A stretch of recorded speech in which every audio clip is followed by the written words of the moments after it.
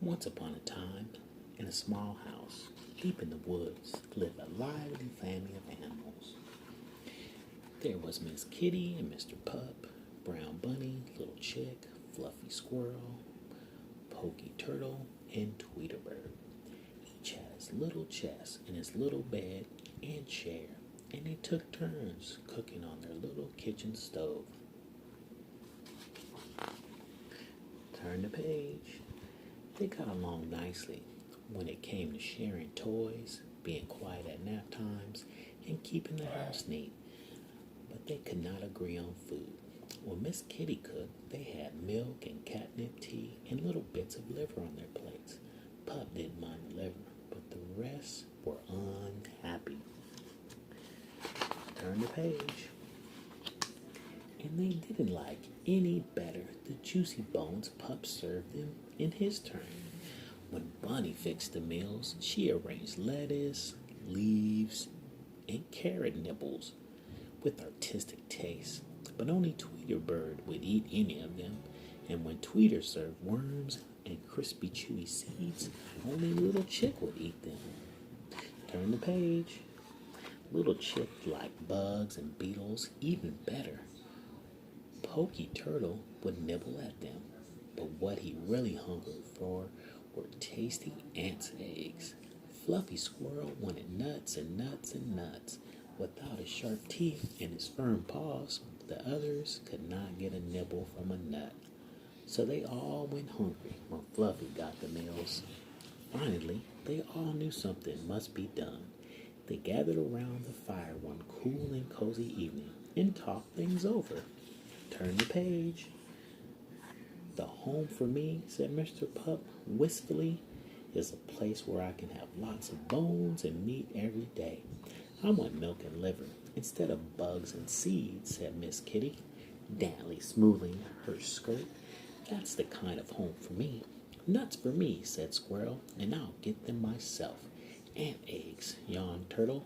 Crispy lettuce, whispered Bunny. A stalk of seeds, dreamed Bird, and some worms. Make a home for me. New homes are what we need, said Mr. Pup, and everyone agreed. So bright and early next morning, they packed their little satchels and they said their fond goodbyes. Squirrel did not pack. He waved goodbye to them all, for he had decided to stay in the house in the woods. Okay, guys, turn the page. He started right in to gather nuts. Soon there were nuts in the kitchen stove, nuts in the cupboards, nuts piled up in all the empty beds. There was scarcely room for that happy little squirrel. Guys, turn the page. The others hopped along till they came to a garden with rows and rows of tasty growing things. Here's the home for me, said bright-eyed Brown Bunny, and he settled down there at the roots of a big tree. Come on, turn the page. Little Chick found a chicken yard full of lovely scratchy gravel where they lived all kinds of crispy crunchy bugs. Here I stayed, chirped Chick, squeezing under the fence to join the other chickens there.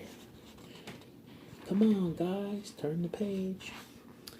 Pokey Turtle found a pond with a lovely log for napping, half in the sun, half in the shade.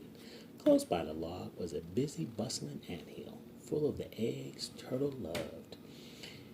Tweedledee found a nest in a tree above the pond, where he could see the world, the seeds on the grasses and the worms on the ground. This is the home for me, sang Bird happily. Come on, guys, turn the page. Miss Kitty went on till she came to a house where a little girl welcomed her.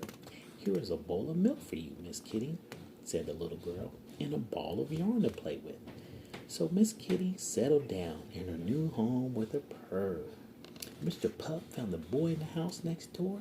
The boy had a bone and some meat for Pup, a bed for him to sleep in, and a handsome collar to wear.